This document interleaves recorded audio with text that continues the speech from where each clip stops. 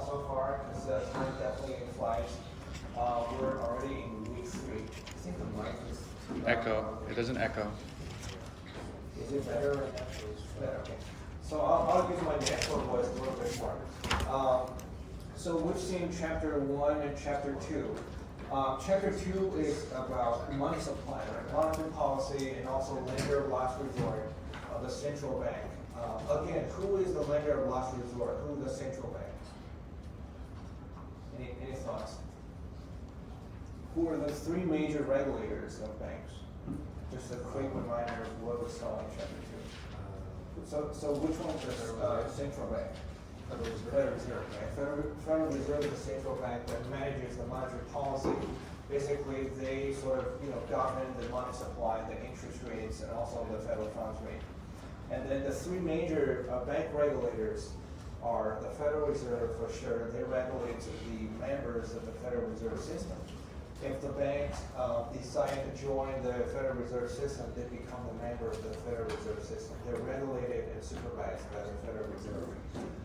So who are the other 2 bank regulators, if we still remember? I heard the right name. The SEC? The FDIC, right? The FDIC. So they insures deposits, and also they monitors and supervises all the deposit taking financial institutions, mostly commercial banks. Okay? The FDIC. So who's the other one? Who's the very last one? OCC? The OCC, right? The Office of the Comptroller of the Currency. So they regulate and also monitors the large nationally chartered banks like Bank of America, Wells Fargo. They definitely manages the big dogs in the financial system. Okay. And also in terms of money supply, we've seen cases where we're using margin accounts, right? Trading on margin, buying or short selling on margin accounts. So do we still remember a couple of terminologies regarding the margin account? For example, when do we receive a margin call, and how do we receive the trigger price? Or how do we calculate the equilibrium price for us to receive the margin call? So what's the key kind of factor here? Equity ratio? The equity ratio, right? So how do we calculate the equity if we still remember details?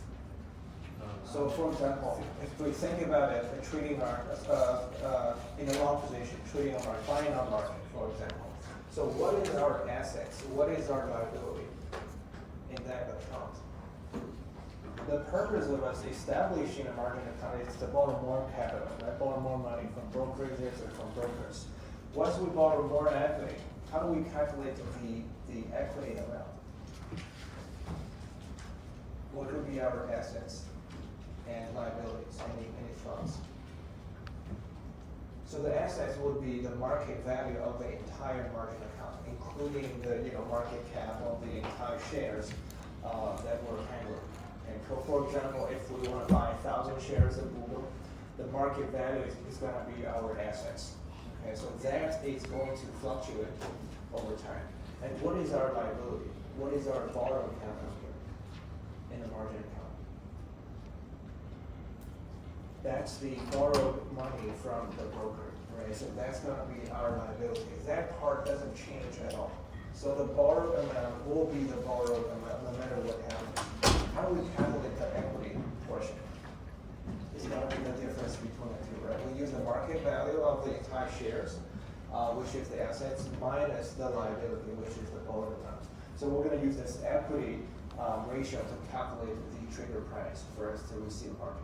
Okay, so if you need more details, let's just go over the in-class example. I remember that we covered two examples.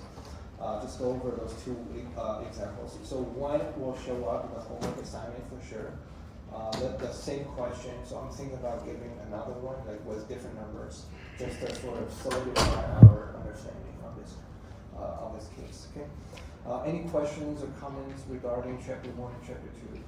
So that's kind of the background introduction of the entire commercial bank system and also financial system. Okay. Yes, please. You said that the 3 major bank regulators, or something like that, it was the Federal Reserve, the OCC, and what was the middle one? FDIC. The FDIC. FDIC? The FDIC, yeah. Okay, If I remember correctly, the full name is Federal Deposit Insurance Insurance Company. Corporation. Got it, thank you. Right. So they insure deposits, but only up to $250,000 for each bank account. I think the computer gets about time. I think we need to give it probably like a minute or so. Right, 3 major bank regulators. And we also have the SEC, but the SEC is only monitoring the public firms, the financial claims issuance, for example, appeals, secondary market shares, equity shares, and also bond issuances as well. If a public listed firm wants to issue something, wants to finance in the capital market, they have to file with the SEC. They have to also, every quarter, they have to file 10K in terms of their financial disclosures, the health of their balance sheets, to file with the SEC to make sure that the SEC manages all the information in the public stock market. Okay?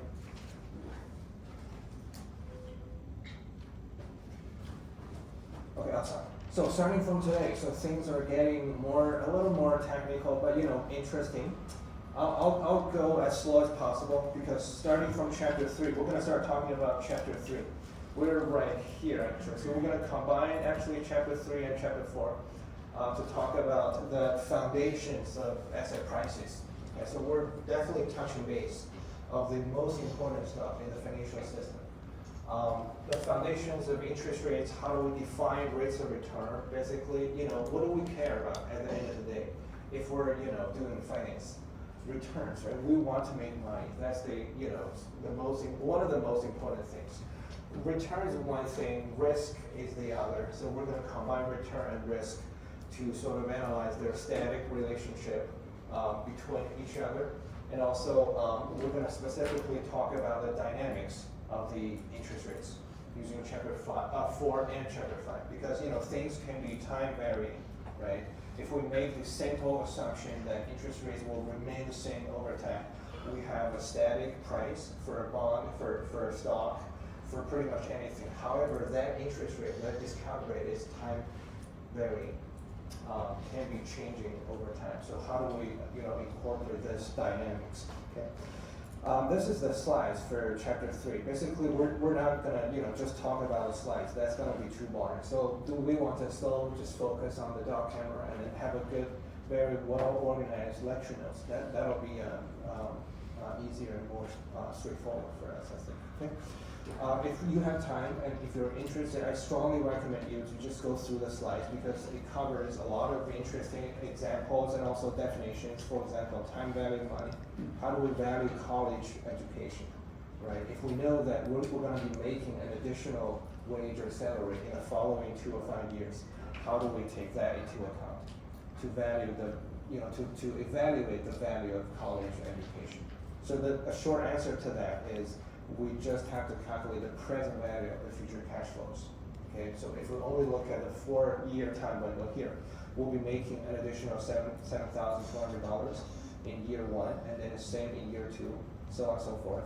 We just have to calculate the present values of the future 4 cash flows to calculate the present value of the college education. Okay, same logic applies to calculation of the bond's present value. So how do we price a bond security?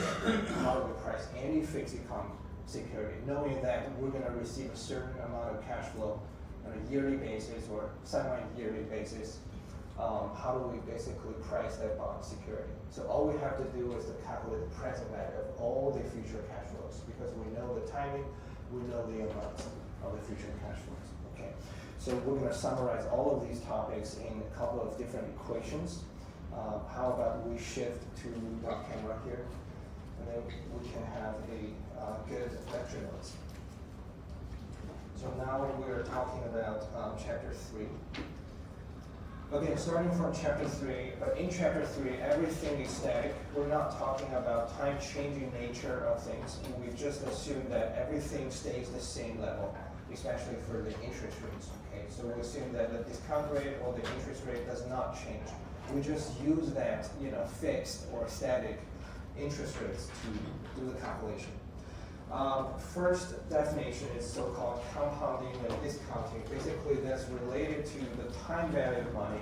You know, when we're talking about the calculation of the present values and future values, so how do we take time into account into our calculation? Okay. So how many of you have taken a fundamental corporate finance class that covers time value of money? Okay, awesome. About a third of the class. Okay, awesome. All right, let's go through this terminology very slowly. Firstly, compounding and discounting. Okay, so for those of you who've seen this definition, let's use this as a reminder of the compounding and discounting definition. To make things simple, let's sort of simplify the whole world a little bit. Let's just use a year time window as a unit. Everything is, you know, changing year by year. We're not talking about monthly change. We're not talking about quarterly changing. So everything, the interest rate is changing year by year. Okay. So if, for example, how do we calculate if we know that now we have deposited $1,000 at a bank? The bank is paying us, let's say, just simplify the whole number here, is paying us 10% annualized deposit rate.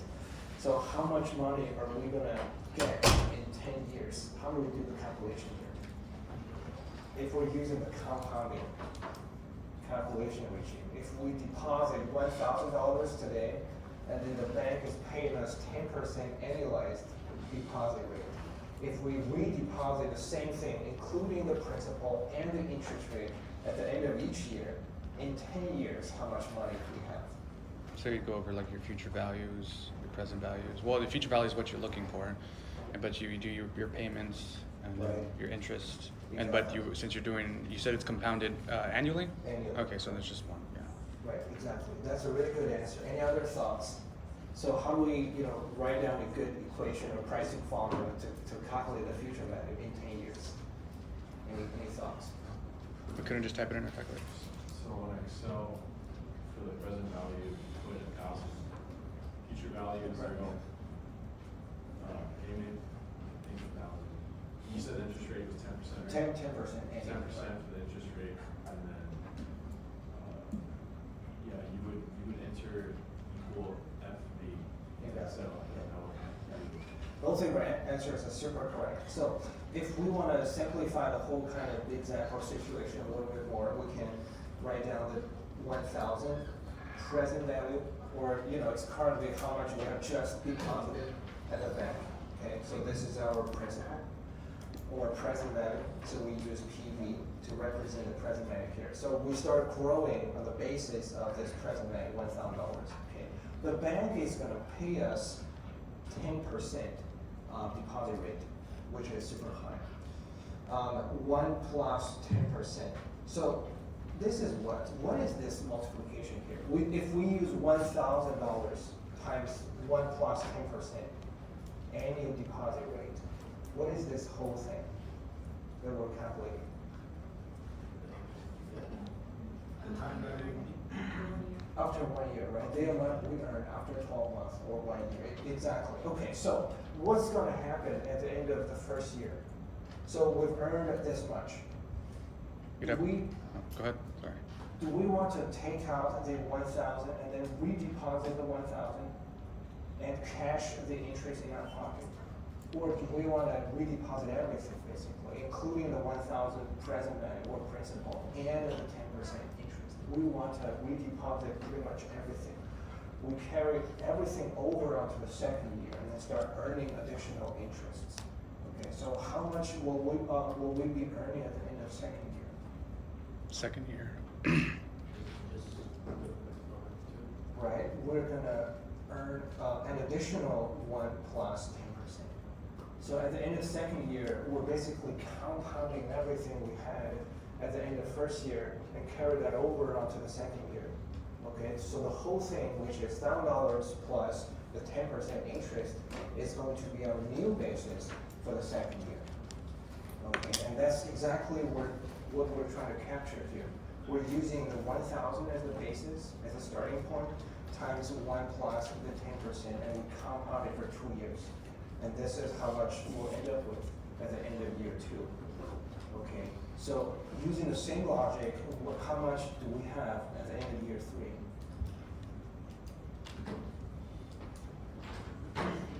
We use a Q. Okay, so basically, we calculate everything to the power of 3. We're compounding it 3 times, 3 years. Okay, so how about in 10 years? How much do we have in 10 years? It'll be out of 10 instead of. Right, to the power of 10, exactly, that's a good answer. So, this is how much money we're getting from the bank after year 10, basically, because, the bank is gonna keep paying us 10% annualized deposit rates based on, whatever we have at the end of the previous year, the prior year, okay? Awesome, so this is the future value. Okay, so we started off with the present value, now we're able to calculate the future value. This is the compounded calculation, nothing fancy, nothing complicated, All we know is that we're able to sort of redeposit pretty much everything that we have in a bank account at the end of each year. And then we'll carry everything over onto the next year, okay, including the additional interest that we just earned from the prior year, okay? Awesome. This is compounding, and vice versa. If we know that we're running an insurance company, we have a liability to make in 5 years. Let's say we have to pay our client $20,000 in 5 years. Okay, this is what this can be our future value. We know that we have to pay this much money in 5 years, $20,000. How much money do we need to get right now? You're looking for present value. Right, we're trying to calculate the present value here. But how much present value do we need to have right now? Still the same deal. If we know that we can deposit that present value at a bank, the same bank is going to pay us 10% deposit rate every year. And our goal here is to accumulate everything to $20,000 in 5 years. And how do we calculate the present value of this liability? Would you divide this time? We're gonna do the, division, right? Yeah. Exactly. So we know how much future value we need, right? In this case, we're gonna need $20,000, okay, in 5 years. And then that's equal to the present value, something that we're trying to capture. We're trying to calculate here, okay? Present value, something we do not know. How do we write down a good equation here to represent this idea that we're compounding everything over 5 years? We're still making 10% deposit rate. Any thoughts? There's no wrong answer here. Are you trying to do the formula for present value now? For present or for future value. So the formula is still the same, but we're trying to capture the present value. So yes. Would it be 20,000 divided by 1 plus R? 1 plus R, yeah. As a rate? The rate. So how high is the R here? 10%? It's still 10%, right? Exactly. So we're actually, we know the future value, right, which is $20,000. That's how much we need to get in 5 years. We're just trying to calculate the present value here. How much money do we need to deposit at a bank today? Okay. Present value times the 1 plus 10% annualized deposit rate we can earn from the bank to the power of 5, right? Exactly, to the power of 5, because we need to accumulate everything and to make it grow to $20,000 in 5 years. We need to compound it over 5 years, 5 times. Okay, that's very right. So getting back to your answer, which is the correct answer here, how do we calculate the present value? We divide the future value by FV here, the future value by 1 plus 10% to the power of 5. Okay, so in this case, the future value is 20,000, 20K. Okay. Awesome. So this is the discounting, basically. We know pretty much everything inside out. We know the annualized rate or return. We know the future value. All we need to calculate is the present value. Okay. I haven't done the calculation yet, but someone can help me with the calculation. We need roughly some, certain number of capital to be deposited at a bank today. Okay. All right. Any comments or questions so far? Okay. Awesome. Awesome. This is the first kind of definition here. Okay? If we want to sort of generalize the whole concept, so how do we write out a good equation to represent this compounding or discounting regime? We always have a present value or the principal as the starting point, okay? Present value times 1 plus the interest rate paid during a certain time period, okay? Small I here to the power of n, okay? Because we're compounding it over, time period, which is equal to our future value. Okay, so this will be the generalized formula or equation to represent the compounding idea. Things can be more complicated than just a yearly calculation because, for example, if we're doing a quarterly compounding, the interpretations of the small I and the n here will be different. Well, n would be 4, and then I, you would just divide the percentage by 4, right? Right, Okay. exactly. So in that case, in the quarterly compounding case, how do we interpret the n? It's the number of quarters, right, instead of years. And then how about the small I here? Interest? It's going to be the interest rate over just 1 quarter instead of over 1 year. Okay, so things can be kind of a little bit different, but throughout the whole chapter, let's just make things simple. Let's just assume that n here is the number of years. But here we have to make a deal because to use this formula, if we're assuming that the n here is number of years, we have to convert everything to the yearly basis. Okay, we have to firstly convert the small I here to the annualized interest rates before we can start using this equation. Okay, if we have this assumption that n is the number of years. Okay, but the main takeaway from the first concept is this is our generalized equation. This is something that we can use to calculate present value or the future value. Okay, awesome. If we all have this financial calculator, you can start typing the numbers because we have the FV button. We also have the PV button. The small I here is actually the I/Y, which is the yield, right? We're going to talk about the yield or yield to maturity of the bond security later, actually right now. Okay, and then we can pretty much do the calculation throughout the whole equation because we have 3 parameters, basically 3 parameters. And if we know 2 of them, we're able to calculate the others. Okay. Awesome. This is the wrap up of pretty much everything for the first definition. Any questions or any comments? Any thoughts? Okay, awesome. All right, let's move on to number 2. We're doing great. So yeah, nobody's falling asleep yet, right? Not yet. All right, so the second topic is the bond characteristics. We have pretty much all the information in the slides. How do we price a bond security? So basically, if we want to use a picture to represent the idea, when we're talking about a bond security, a bond basically, it's a fixed income security. The good thing about a fixed income security is that it's fixed. The income is fixed. We know exactly how much money and when we'll be getting the payments in the form of coupons. Okay, so if the bond pays out coupons, we call that a coupon bond.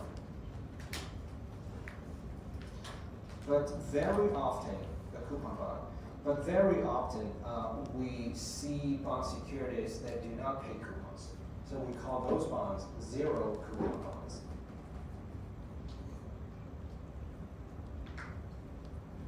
Okay. Things are very similar but can be very different between the 2 types of bond securities. For coupon bonds, because we periodically receive coupon payments and then we can sell the bonds when it matures, we can receive the last payment of coupon and also the principal payment. Okay, so that's how we make money. We make money from 2 sources, right? The first source is the coupon payment. The second source is the difference between the buy price and also the sell price. So how do we make money from a zero coupon bond if the bond security does not pay coupons?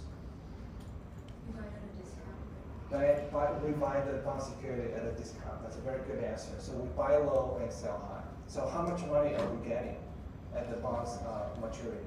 The principal, right? For example, if the zero coupon bond has a $1,000 or even $10,000, 10K face value, we'll be getting, this is our principal, we'll be getting this 10K payment on the date of maturity. When the zero coupon bond matures, we'll be getting this 10K. That's it. That's what we're not getting any coupon payments because it does not pay coupon payment at all. Okay, but we're gonna buy low because we're gonna use the present value, which is the discounted price, to buy the zero coupon bond today. For example, it can be 8K, it can be 7K, depending on the market conditions and also depending on the bond's yield. We're gonna be using that bond yield as the small I here to calculate the present value. Okay, so this is a rough kind of introduction of how we interpret, how we make money from these two types of bonds. But let's use a very kind of simplified picture to represent the idea. Coupon bonds are more common. They're more kind of interesting because more payments are going on. Let's talk about coupon bonds using a picture.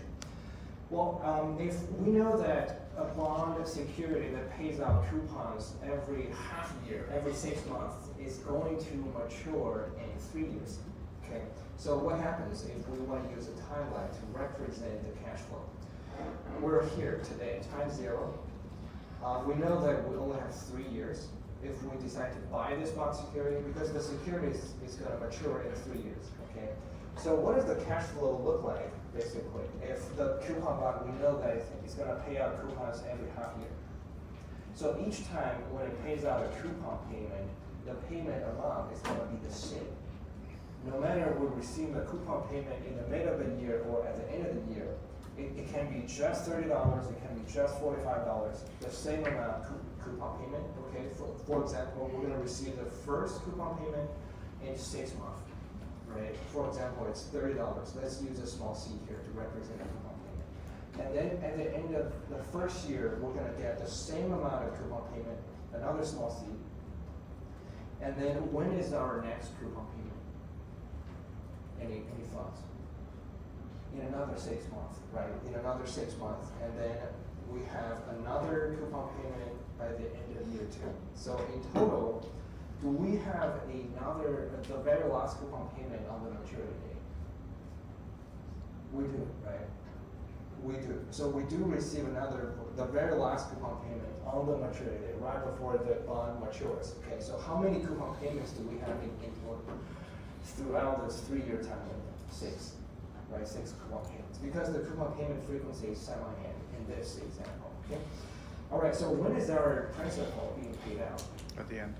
At the end, right? So we're gonna have 2 payments on the maturity date. The first one is the coupon payment, the last one is the principal payment, which is the standardized price for a bond security is most likely $1,000.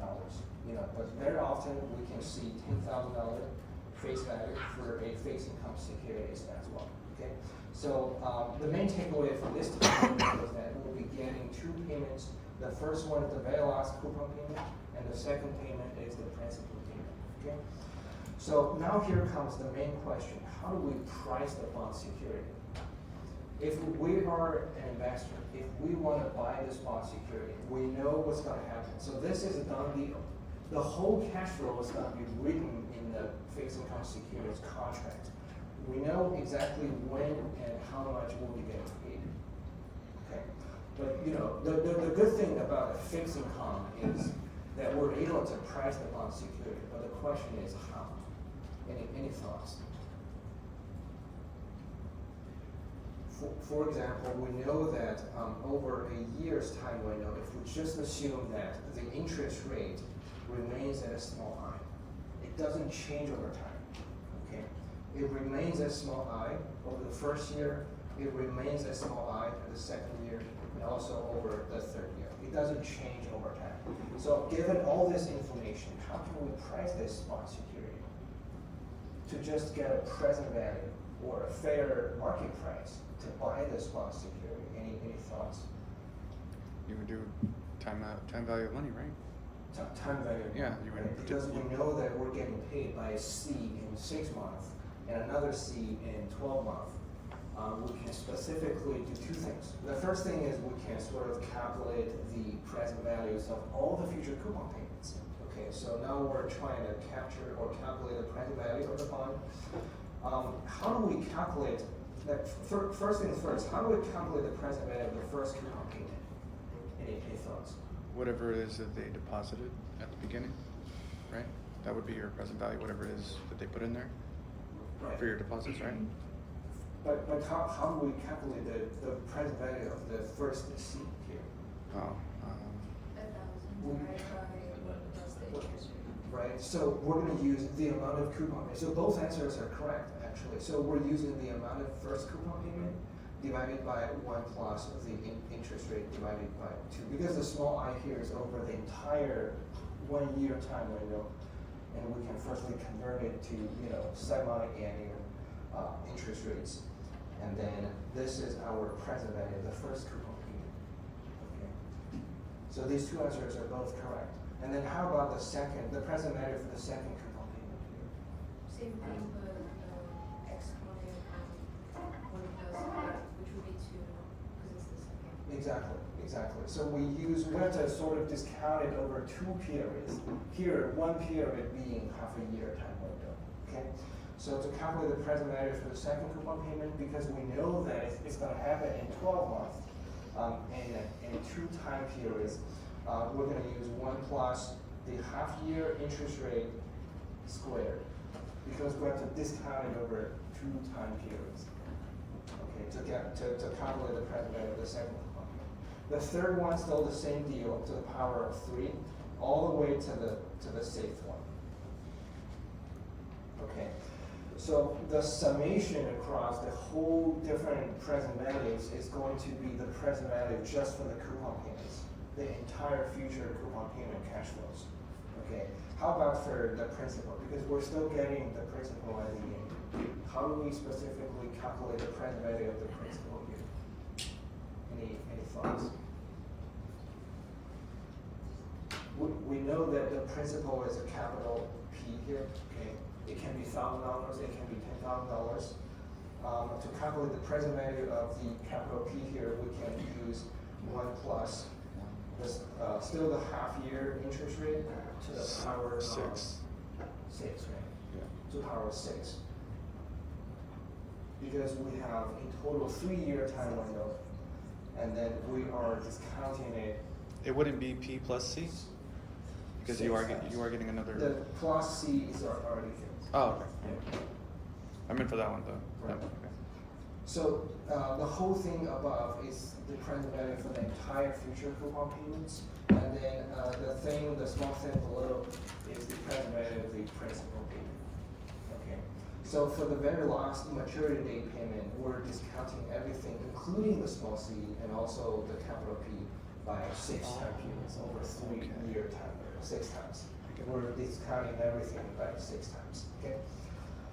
Awesome. Regarding this pricing model, any questions or thoughts?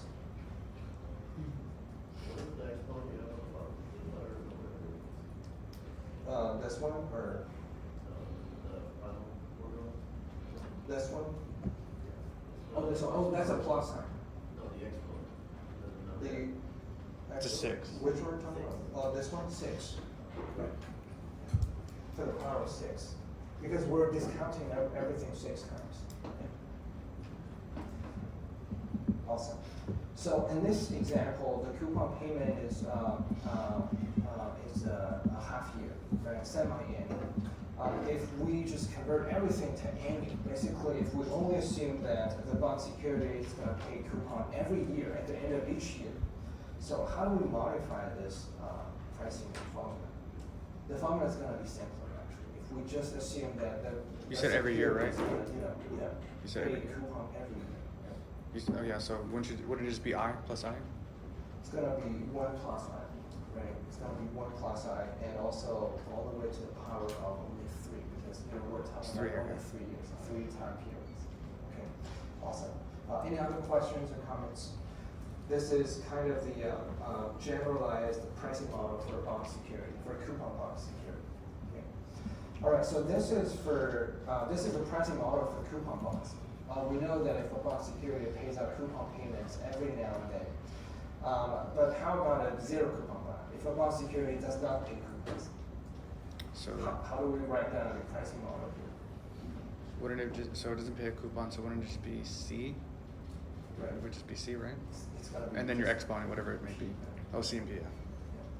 So if a bond security does not pay coupon, so how do we price a zero coupon bond? So in that case, we only have to calculate the present value, which is the present value of the principal, or the face value of the bond.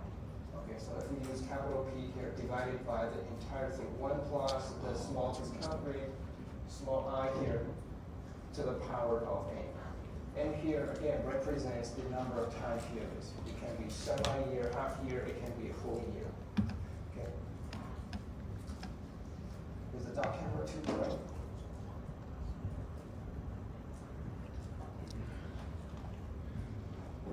Wouldn't hurt if you brighten it or. Is it better right now? Okay. Awesome. Okay, awesome. This formula here is for zero coupon bonds. If a bond security does not pay coupons. Okay. All right, awesome. Let's move on. Any comments or thoughts regarding these two pricing models? Okay, awesome. Well, the next topic is going to be how we define returns and calculate returns. So it's pretty exciting, very interesting. We're going to look at 1, 2, 3, 4, 5 ways of defining returns, or rates of returns to be more exact. We'll be looking at stock prices. We'll be looking at your credit card statements, for example. We'll be looking at pretty much all kinds of financial assets, how we specifically calculate and interpret those returns. We want to take a short break before we start talking about returns. Let's take a 4 or 5 minute break, just to deal with those hydration or dehydration problems.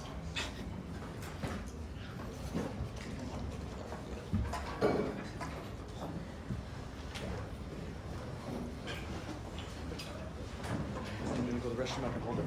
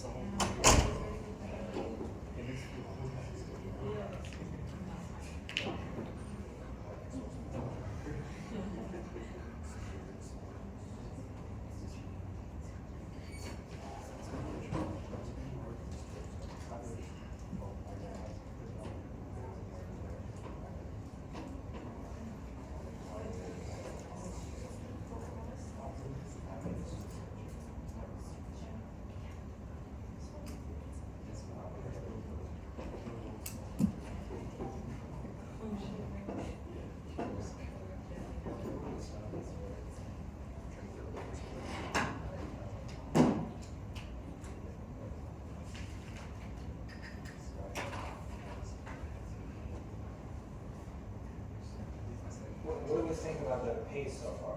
See, too slow or too fast. It's okay. Thank you. Yeah, let me know if I'm going too slow or too fast.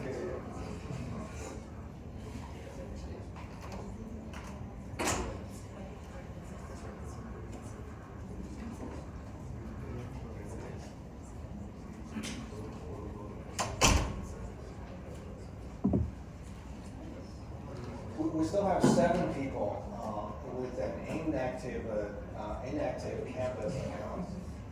So please make sure that you double check your accounts to make sure that it's active, because otherwise you won't be able to receive anything from me. I'll be uploading pretty much the first homework assignment, hopefully by the end of this week on Canvas, so you can start working on those problems. Okay? It's going to be a combination of multiple choice questions that will cover mostly concepts and definitions, and also numerical questions. Okay? The numerical questions will be very similar to the in-class examples. Okay? That's why it's kind of important for you to come to class every time. All right, everybody back already? Okay, awesome. Let's continue. Please double check your slides, because I've uploaded chapter 3 slides. It's very useful. We have pretty much all the information in the slides. In the lecture notes, the most important, the dry stuff, the main kind of backbone structure of everything. Okay? The lecture notes is definitely the highest importance, the seniority, the absolute most important thing.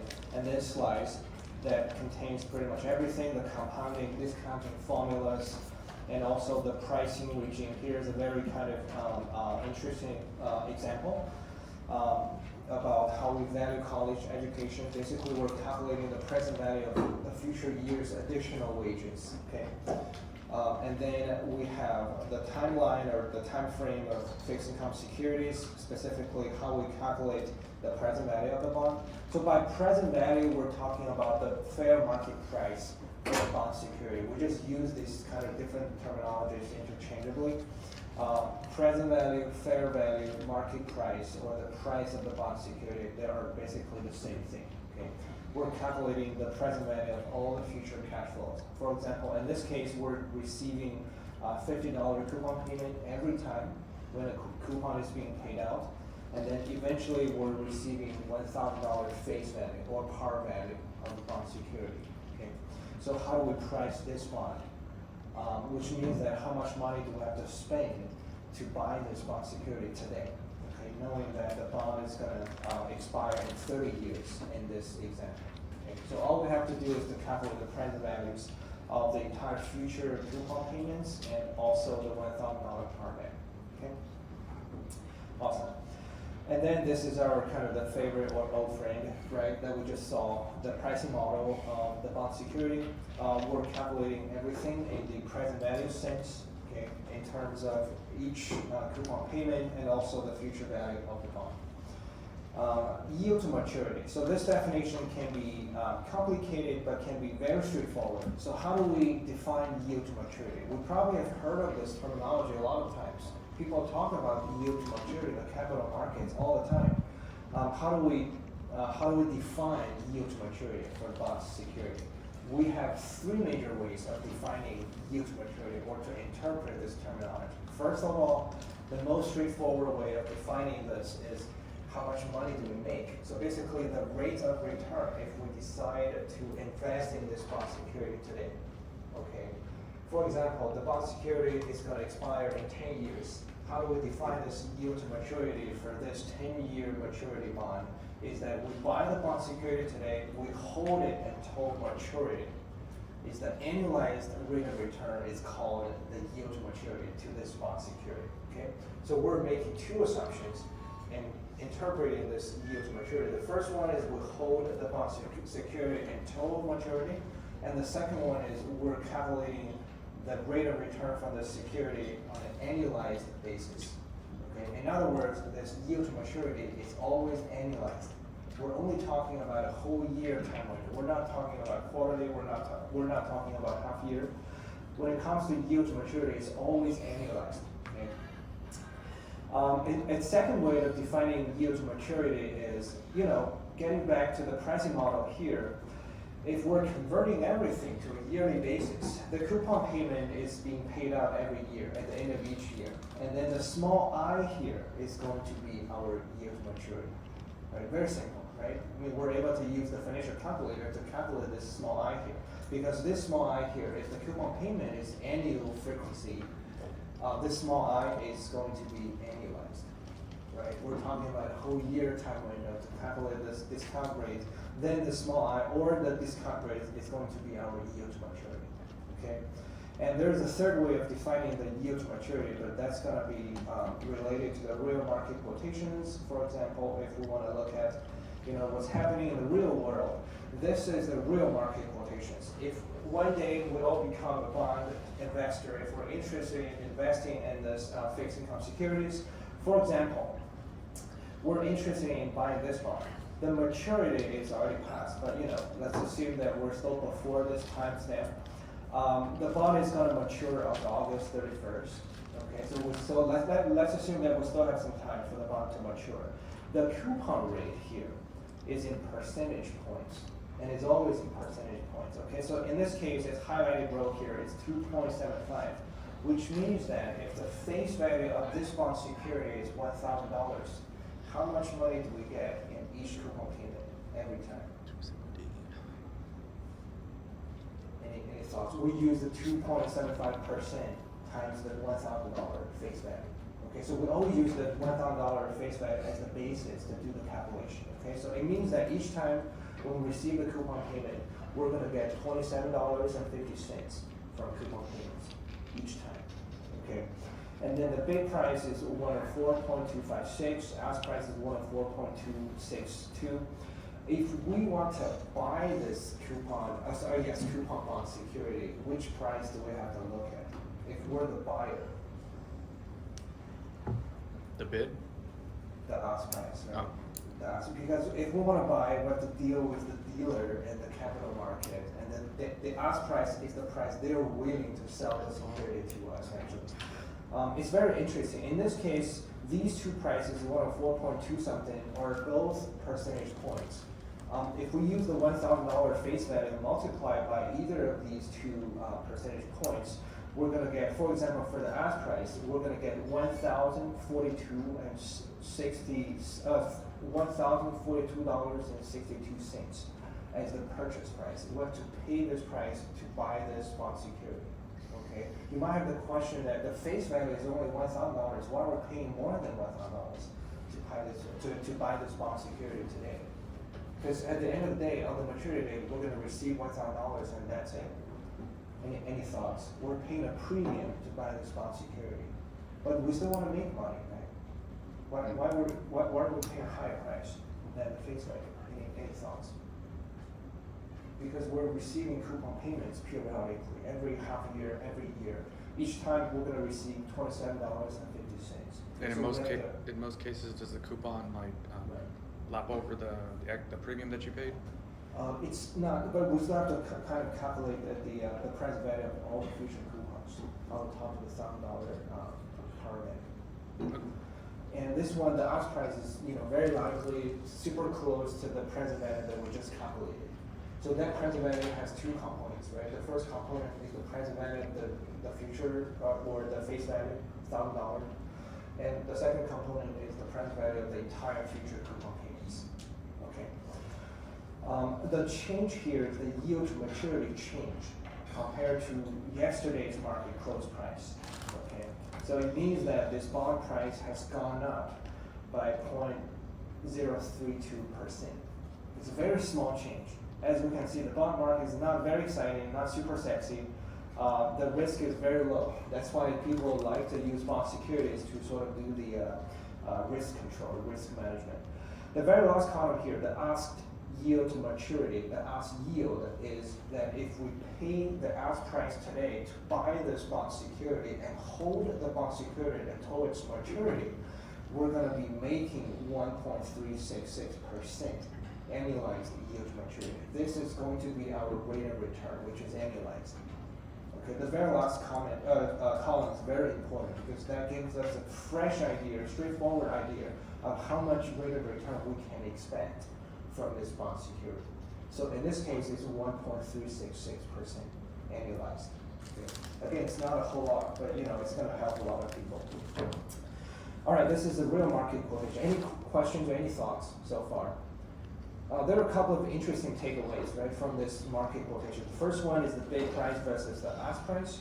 If we want to buy the security, we're going to be looking at the ask price, right? We're trading with the dealers, and we want to figure out the price they're willing to sell the security to us.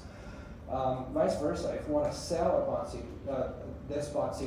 security, what price do we look at? The bid price, right? And another interesting thing is that the ask price is always higher than the bid price. The difference between the two is called the bid-ask spread, which is sort of the market liquidity proxy. If the market is more liquid, as we can imagine, the difference is going to be narrower or wider. If the market is more liquid, which means that there are a lot of market makers standing in the market getting ready to sell or trade with us, the bid-ask spread will be narrower, right? So the width of the bid-ask spread can be used as a representational proxy for the liquidity, overall liquidity of the market. As we can imagine, yes, please. What is the asked YLD one more time? The ask is the ask price, so it's the percentage point. We're using 104.26%. But what's the YLD, the last one? Oh, this one, right? Mhm. So this one is the yield to maturity if we use the ask price to purchase this bond and also hold the bond security until its maturity. So this is that over a year? It's over here. It's Okay. like annualized rate of return that we can get from this security investment. Yeah. All right, so any last round of comments or thoughts regarding this real market quotations? Awesome. All right, the next topic is how do we calculate returns? Because that's, at the end of the day, that's the most important thing, or the thing that we care about the most. Okay, so in the whole financial markets, we care about making returns, and we care about calculating them. We're going to talk about 5 ways of defining returns. Hopefully we have enough time to cover everything.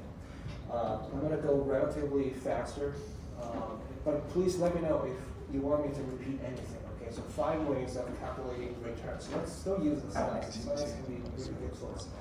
The first one is, I'm pretty sure most of you have heard of the terminology holding period return. Okay, it means that if we buy a stock, now we're talking about stocks. It can be pretty much anything, right? Stocks, fixed income securities, or even financial derivatives. Holding period return is never annualized. It's specific to a certain investment horizon. If we buy a stock and hold it for 2.5 months, and then we're able to calculate a holding period return for that investment, but that return is only over that 2.5 month time window. It's never annualized. It's very flexible, very specific. It's only specific to a certain investment. Okay. So it comes with 2 components. As we can imagine, if we want to make money from the stock market, if we buy, let's say, Tesla, how do we make money from the Tesla shares if we buy the Tesla stocks? From 2 sources, right? The first part is from the buy and sell price. If we buy low and sell high, we're able to make some money. And that part is called the capital gain, which is actually the first component. We use the PS, sale price, minus the buy price, and divided by the buy price. Okay, so here in this first component, we're actually calculating, from this component, we're calculating the capital yield. Okay, because we're trying to capture the sell price, which is ideally higher than the buy price, the difference between the 2 prices divided by the initial buy price. Okay, so we're going to have a percentage point. It can be 12%, it can be 8%. And how about the second part? If the stock we purchased pays out dividends, it's going to be the dividend yield. Okay, so over this specific time window, it can be 2.5 months, it can be 15 years. Over this specific time window, how much dividends we have received divided by the initial purchase price is called the dividend yield. Okay, and then our holding period return is a combination of the 2 yields, capital gain yield and also the dividend yield. Okay? And that's the only two sources that we can make money from On the dividend, stock on the investments. dividend, is that the total amount accumulated? Total amount, right. Okay, so if it was, So for example, if we spend $100 to buy this share, and then we receive $2.50, that's gonna be 2.5%. yeah, but like, let's say if it was over, let's say they paid a dividend, semi-annually. Mm. So would there be an exponent of 2 above the dividend, or no? That's a very good point, very good question. No. No? Okay. Because we directly use the absolute amount of dividends that we receive. Again, the holding period return, we're not talking about, annualized or semi-annual Okay. rate of return. It's just very specific to our stock investment. Yeah. Thank you. It's a really good question. Any other questions or thoughts? Okay, awesome. Let's look at this quick example. If we have purchased this stock for $25 and then sold it for $27, and then we have received $1.25 in dividends, so how high is our holding period return? Okay. We don't really care about how long the time window is. We just look at the absolute numbers of the difference between the two prices and also the dividends. In this case, we sold the share at 27. We bought the share at 25. We use 27 minus 25 divided by 25. Okay, so the first part here is the capital gains or the capital yield. Okay, and then how about the dividends here? Because we received $1.25 in dividends, we're able to calculate the dividend yield as well. Okay, so the main takeaway from this example is that when we're calculating the holding period return, let's not forget either of the two components. The first one is capital gain yield, the second one is dividend yield.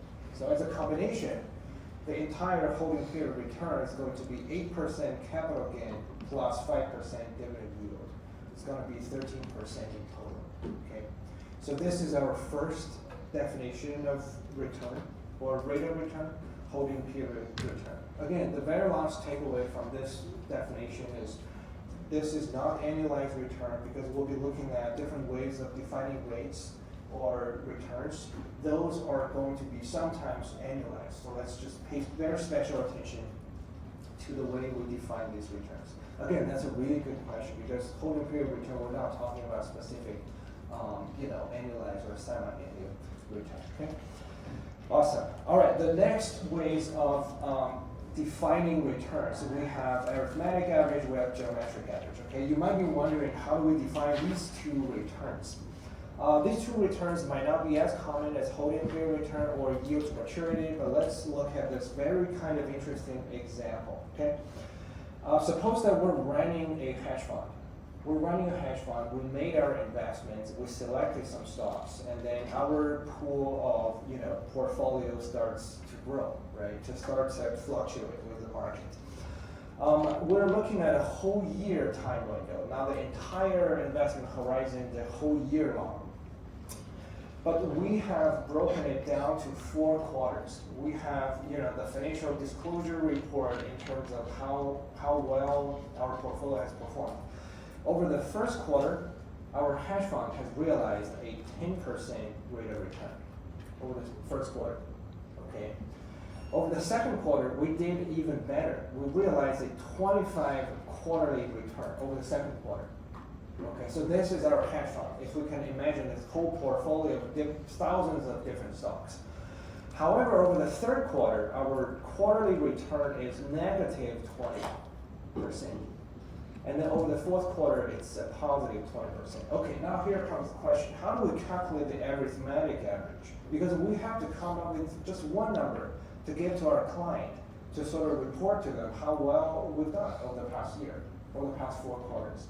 Okay, so the question here becomes how do we calculate the arithmetic average with these 4 quarterly returns? The answer is very simple. We just add them up. For example, to calculate arithmetic average, we just add up the 4 quarterly returns. We don't do any weights. We don't consider the timing.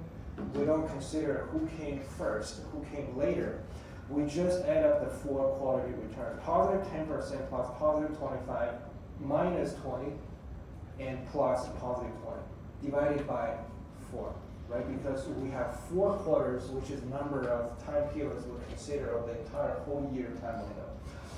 As a result, our arithmetic average is 8.75%. That can be one of the numbers we give to our clients, right? It's the annualized over a whole year time window how much return we have generalized for our clients. 8.75%. Okay, so that's one possibility for us to calculate the annualized rate of return.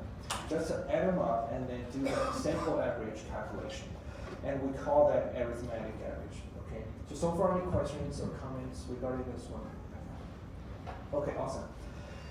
The next one is so-called the geometric average. Things are getting more complicated when we're talking about the geometric average. Okay, so we're making a couple of kind of more realistic assumptions when we're calculating this.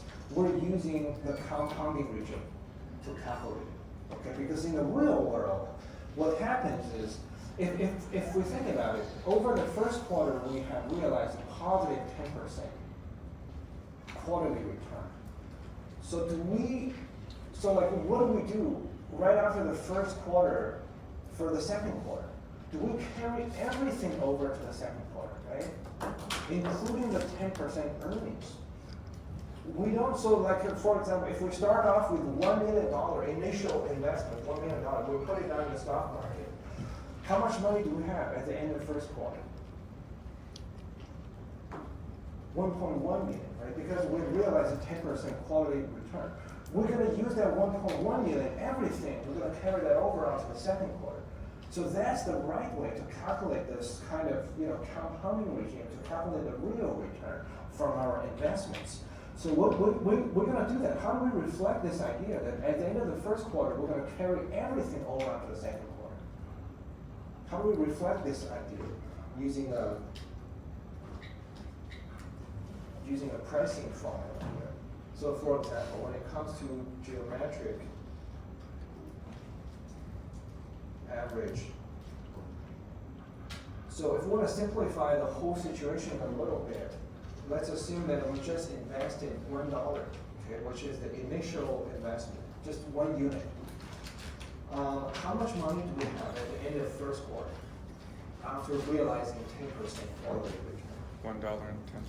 Right? Yes. So we're using $1 times 1 plus the 10% quality return. Okay, so this is how much we have in total at the end of the first quarter. We're going to use the entire portfolio to carry everything over onto the second quarter. How do we reflect this idea? How much money do we have at the end of the second quarter? Right? So we use the whole thing times the second quarter's rate of return. 1 plus positive 25%. So it basically means that we're carrying everything from the first quarter to the second quarter. Okay. And then how about after the third quarter? 1 minus 20. Right? So we're going to still carry everything that we have realized at the end of the second quarter onto the third quarter. Right? It's going to be 1 minus 20. It's going to be a negative quarterly third quarter return. Okay? And then again, the fourth quarter, very eventually, it's going to be 1 plus positive 20. Okay? So Awesome. after This every is- year, that new amount becomes our new present value, right? Right. Okay. Right, exactly. So this is the whole thing. So what does this mean? The entire multiplication here. It means the entire amount of money we end up with at the end of the year after 4 quarters. Okay, because we're compounding it by 4 times, 4 quarters, over the 4 quarters. We can calculate the 4th root of the entire thing. And then that's going to be our annualized rate of return. Okay, because we have compounded it over 4 times, over 4 quarters, we can calculate the 4th root of the entire multiplication by dragging everything back to the first order, to the first moment. Okay, so that's gonna be 1 plus the raw return, annualized geometric average. So this is called the geometric average, actually.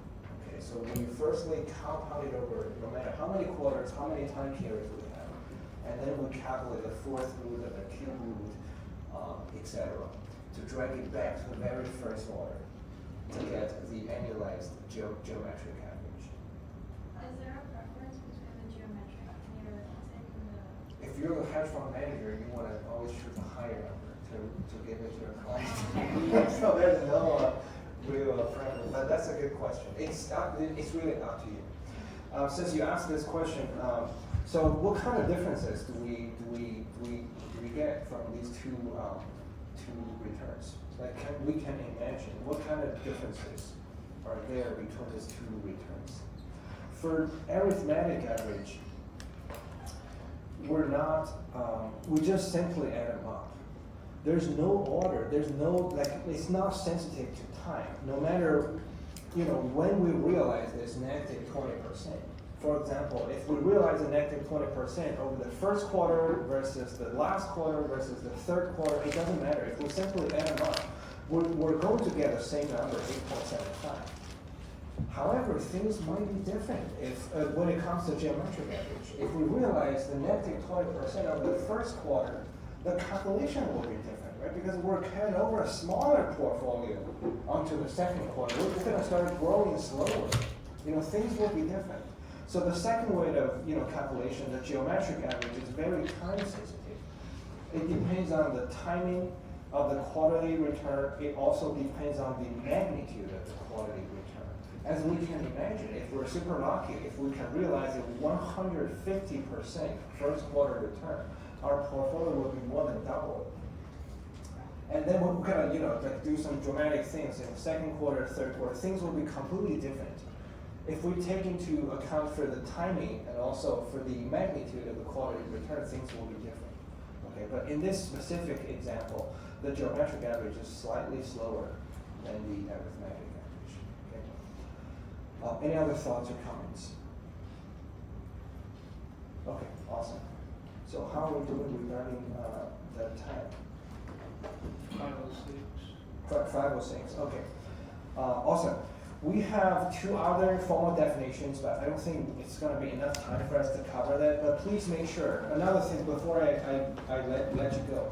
I've uploaded the in-class examples. Please make sure that you read through the whole question, the whole file, before you come to class Thursday. Okay? So we're going to be working on these 3-2 questions altogether Thursday. Any other questions or comments? Otherwise, I'll see you Thursday.